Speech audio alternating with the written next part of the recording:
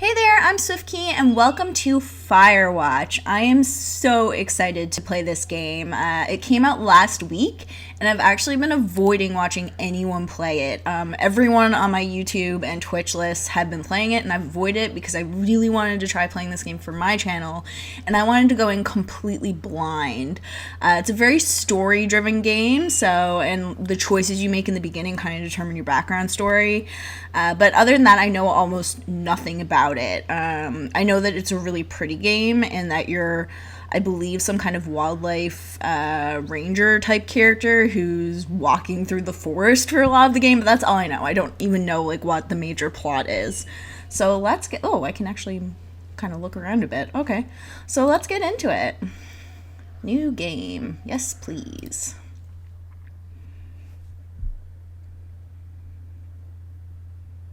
Oh, loading. Loading screen. Oh.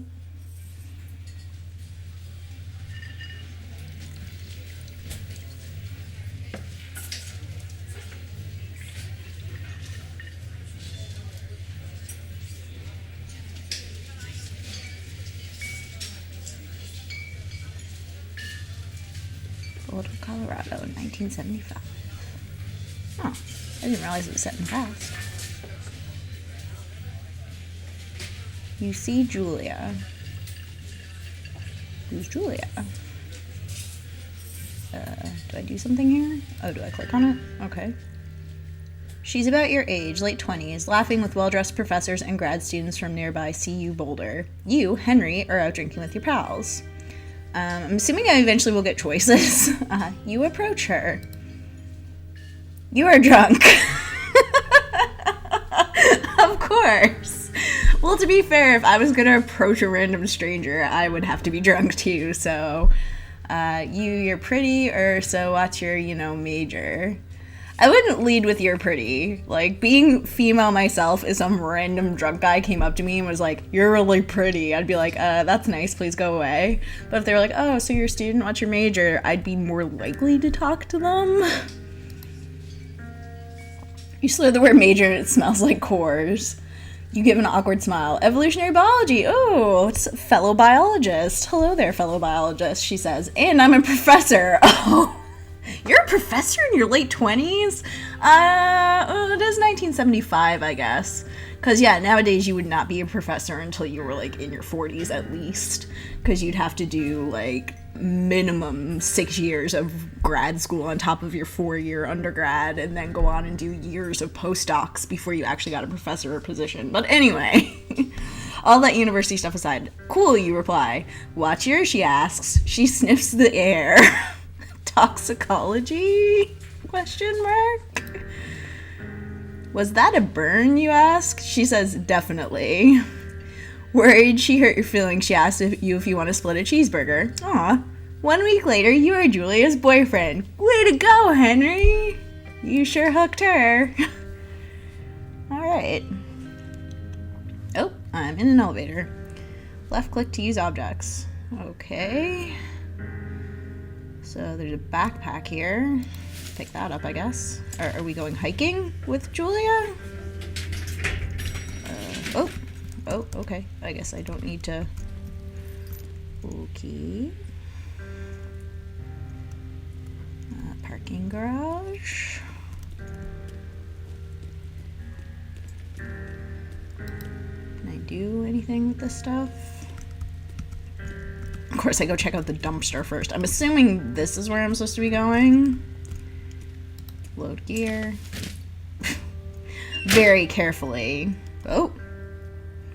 Okay. You date for over a year. She drives you absolutely fucking nuts. It's great. Love. You move in. You share an apartment near the school with a view of the mountains. You two drink beers out on the deck. Aw, that's nice. You drink beer just about anywhere. Uh-oh. Life is good when you're an alcoholic. Julia wants to get a dog. I like this Julia chick. There's a scruffy, undersized beagle. Julia is in love. She wants to bring it with her to class. There's also an intimidating but gentle-eyed German shepherd. Nothing bad could happen to Julia while walking this dog. It's badass. This must be the part where it's like determining my backstory.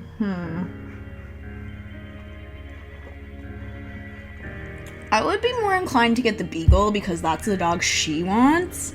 And also, if I had to choose between a German Shepherd and a Beagle, I would take the Beagle.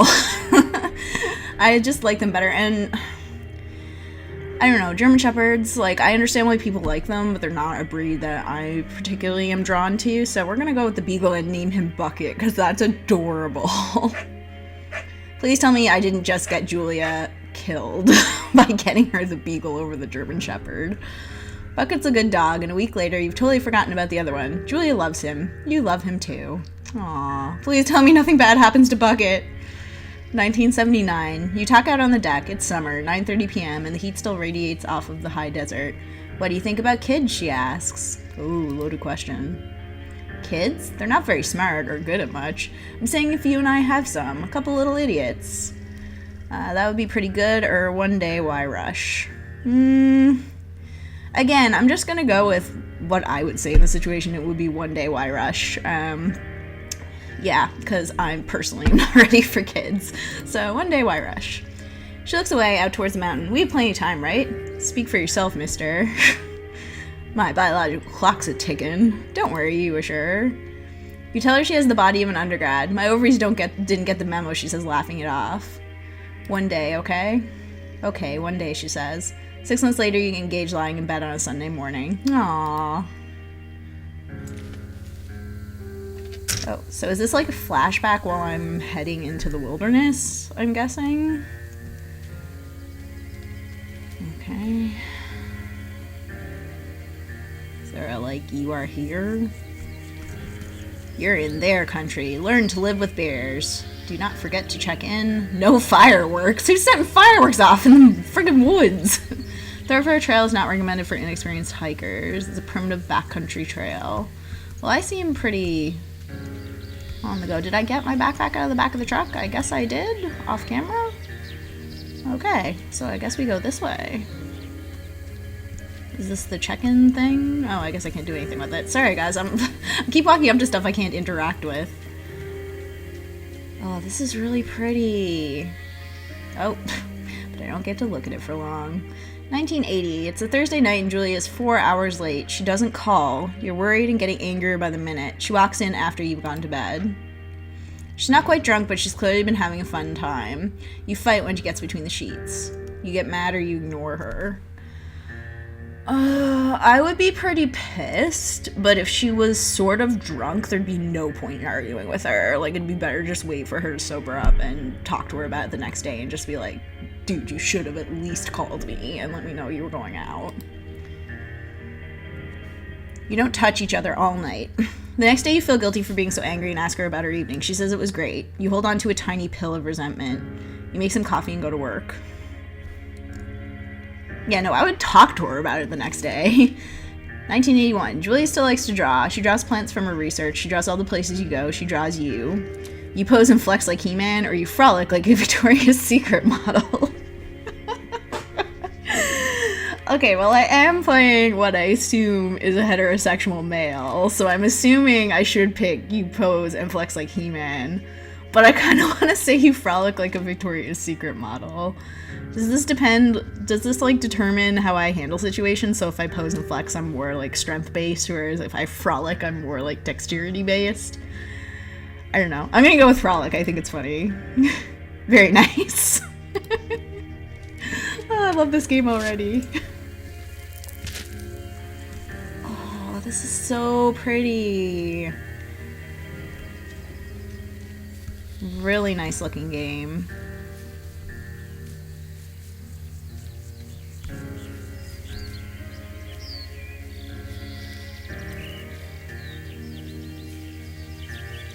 Two Forks. Fire lookout, 8 miles. It's a long hike.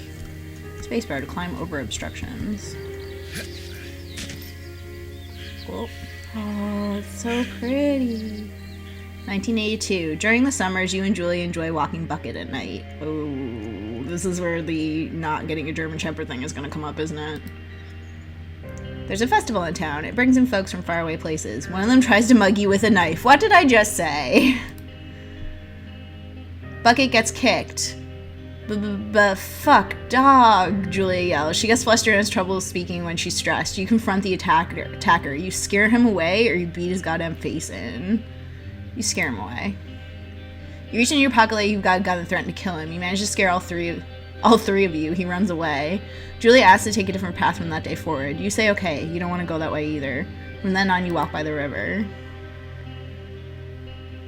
1984. Plans to have kids get waylaid by work.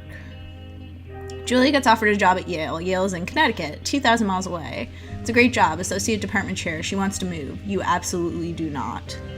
Convince her not to take the job. Agree if she commutes back and forth. Ooh, 2,000 miles? That's a long commute. Like, I guess she'd have to do like 2 weeks on, 1 week off or something. But you can't do that as a professor. Oh, why isn't like compromise here? I guess agree if she commutes back and forth. The commute's gonna kill the relationship though. Ugh. But convincing her not to take the job means she'll always resent me for not letting her take that job. Oh, I don't want to make you commute, but I really don't want to convince you not to take a job that's really, really good for you. I'm gonna say agree if she commutes. You ask her if she'll commute back and forth. You don't want to move to Connecticut. She says that'll be her, but she'll do it if you won't move.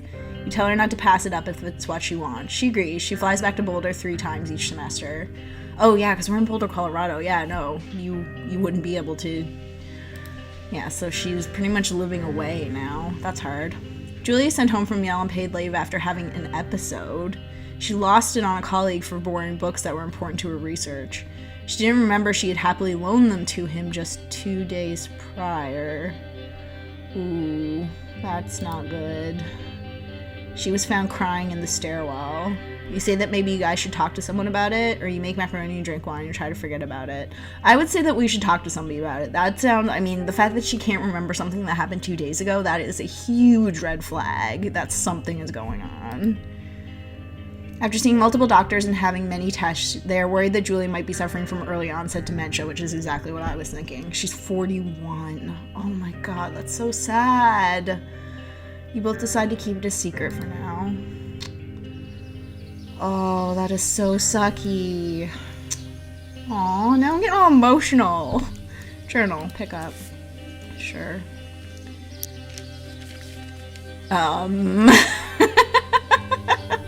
Whoa, okay.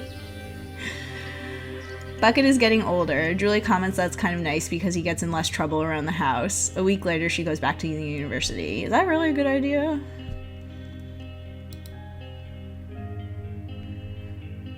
Julie's affliction gets worse. She can't remember things in class. Her research is in shambles. She drives her car to the next town over for no particular reason, has to be brought home by the police. She's devastated. She's sent home on permanent medical leave. It's so sad. Like, the idea of losing your mind terrifies me. Like, I don't know which would be worse, having your body break down or your mind break down. Because the thing with your mind breaking down is you know it's happening in the beginning. You know what's going to happen to you, and you turn into a person and you're not who you were. It's terrifying. Some days you get the Julia who calls you dope and your unborn children little idiots. Other days you get a stranger. She pulls you into bed to make love. After 5 minutes she goes into a panic, believing her dad is at the door. You tell her family. They're crushed and begin to make trips to and from their home in Australia to visit her. For a while your friends come by with little things to brighten the day, but she gets worse. Oh my god, this is killing me. You spend your days following Julia around the house. You count the seconds between the 2 weekly visits from Daniel the nurse. He suggests that Julia could live somewhere else, somewhere with 24-hour care, a home. It sits with you for a couple of months. You decide to move her into a full-time care facility, or you're determined to take care of her by yourself. Oh my god, that is such a hard call. This is going to make me seem really heartless, but I think she needs to be moved into a full-time care facility. I mean, it's impossible for one person to watch somebody 24 hours a day. Like, you can't do that. Like, you're going to fall asleep or you're going to get distracted and something could happen to them. Like, it's not safe and it's not practical for you to give up your entire life to watch this other person. I know you love them and they're your partner, but it would be safer to move her to a full-time care facility and just visit her all the time so that you're still very much present for her and supporting her, but just to make sure she's getting the care that she needs. I feel really bad for picking that option, though. Oh, okay, I'm back in the forest. What way am I supposed to be going? Guess this way, because that's the way I was pointed. I love how each forest scene is completely different. Like, there's different color scheme. This is beautiful. Oh, okay, I want to make sure I don't fall. Oh, it's a deer. Or an elk, sorry. Yeah, that is clearly an elk. What the frig? Who just did, like, bitch please, and, like, disappeared into the undergrowth? Her family agrees with your decision. You find a fantastic place in Boulder and move her there. You see her every day. Oh no, then every other day. Oh no, don't be this person.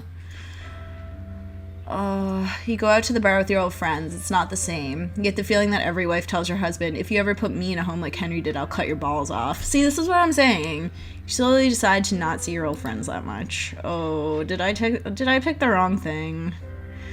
Julia's sister Susan moves to Boulder to be close to her. She visits her every day. You go with her some of the time. Susan buys you an old typewriter and urges you to use it if you won't see a therapist. You won't. You've always really liked Susan. Julia doesn't... Months go by. Bucket dies. Aw, Bucket. Julia doesn't remember him when you tell her. Sometimes it takes her a minute to lock in on you. In the back of your mind, you believe it's because you see her less and less, and seeing her less and less makes her forget you more, you think. Summer's coming, you see an ad in the paper for a job. This is so sad. You take it. It's this forest ranger job, isn't it? Oh, are we actually getting into the guts of the game now? My god. I hope I didn't pick the wrong things. Enter the lookout tower. Okay, so we must be in the actual game now. Oh, I hope I picked the right options. Well, if I'd known when I put her in the home that you were going to stop visiting her, I wouldn't have done it. I would have made you take care of her full time.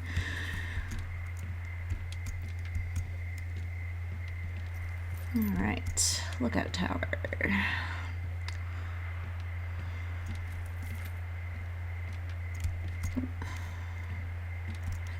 This game is so pretty. Like, I know I keep saying that, but oh, it's breathtaking. Open the door. Turn on the power. I'm guessing this is what this is. Boop. Yay. Hello, Two Forks Tower. Hi?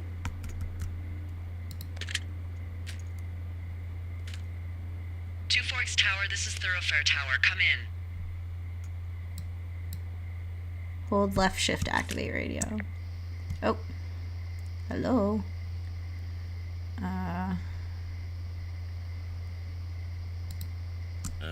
Hello? Whoever this is? It's Henry, right? Yeah. I'm Delilah. Yeah, that's what the guy said on the phone. So, what's wrong with you? Excuse me? People take this job to get away from something. So, what's wrong? What's wrong with you? That's a great idea. Go ahead. Look, I just hiked for 2 days, so I don't really follow whatever it is you're doing right now. You take a stab at what's wrong with me. Fine, then can I sleep forever? Sure, buddy. Okay, now go ahead. You've killed 3 ex-husbands. You're rebelling against mom. Nobody back home can stand you. I'm gonna say you've killed 3 ex-husbands. Okay, you've killed 3 husbands. You're a black widow and you're just out here until the heat dies down and then you'll kill again. Ooh, very good. Bravo, Henry. Okay, I sleep now? Not quite. Now you. Okay, good night, bye. Let's see. I don't know anything about you, but maybe you just really like trees. maybe it's... Gosh, maybe it's a borderline fetish. A tree fetish. Good night. Good night. Welcome to the job. Oh. A tree fetish. You got me, Delilah. I have a horrible, horrible tree fetish. Oh, using the typewriter. Good morning, Henry. Well, I guess good afternoon. You probably slept like a rock. Anyway, there's still a few hours of daylight to get some work in. I can see you at your desk, so call me when you're ready. Okay, so I think I'm going to end this first video here. Like, we're getting into the major part of the game. Got our contact with Delilah. So I'm going to make sure to turn on subtitles next time. I didn't realize that they wouldn't be automatically on. So I'll make sure that I change the options the next time I do a video for this. But yeah, I'm liking this so far. I hope I didn't make any bad decisions with the backstory. And it doesn't come back to bite me in the ass. But, oh, is that a picture of us? Aww. The feels. So many feels. Okay, well, I'm really liking this series so far. If you guys enjoyed this video, please press the like button and subscribe. It means a whole lot to me, and as always, I really appreciate your support. And I will see all of you guys in the next video. Have a great day.